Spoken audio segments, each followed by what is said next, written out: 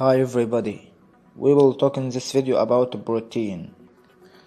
What is the protein? The protein is composed of carbon, oxygen, nitrogen, hydrogen, and sometimes sulfur. Are single chain polymers made from monomers called amino acid. A condensation reaction forms a peptide bond and releases water. These 20 amino acids bind in different combinations to form many different proteins. Each of the 20 amino acids has a unique shape and chemistry.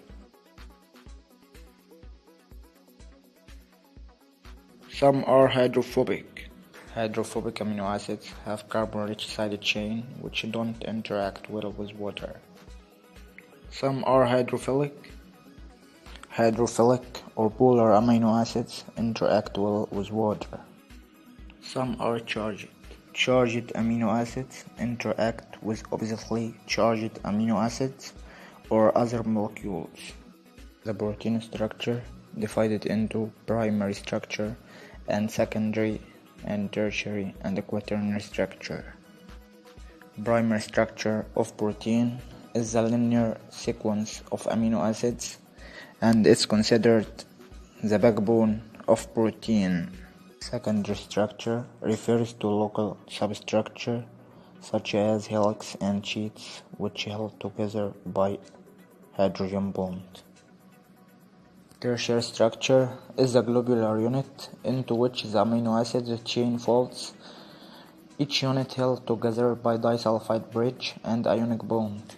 Quaternary structure describes association between subunits. As example, hemoglobin has 4 subunits forming a tetramer. Proteins are classified into fibrous and globular protein. Let us study about them one by one.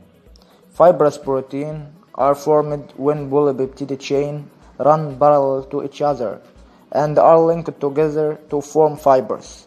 The molecules of these chains at many points are held together by hydrogen bond and disulfide bond. These proteins are insoluble in water. Some common examples of fibers are collagen and keratin.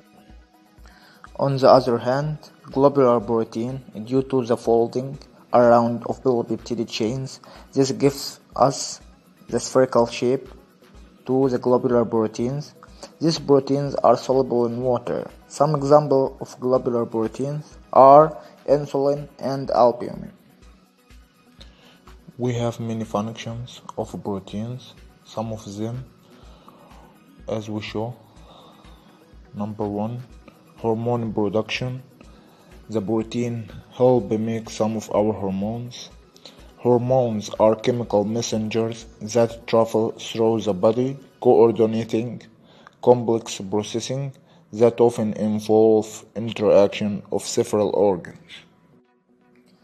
The next function is to build and maintain tissue. This is why the protein requirement is higher for growing children and athletes. The third function of protein is to make enzymes. Enzymes' function is catalysis, which means that they speed up the rate at which metabolic process and reaction occur.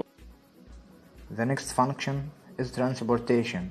Transport proteins enable nutrients to go to the right tissue. The next function is as a source of energy. If you can consume more proteins than you need for body tissue maintenance. The next function is as a source of energy. If you can consume more proteins than you need for body tissue maintenance.